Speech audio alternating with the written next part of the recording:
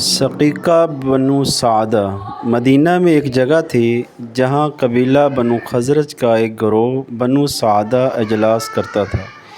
یہ وہی جگہ ہے جہاں 12 ہجری 632 عیسوی میں صدیق اکبر رضی اللہ تعالی عنہ کو رسول اللہ صلی اللہ علیہ وسلم کا پہلا خلیفہ مقرر کیا گیا تھا، جس کے بعد حضرت سعد بن عبادہ رضی اللہ تعالی عنہ نے ان سے بیعت کی۔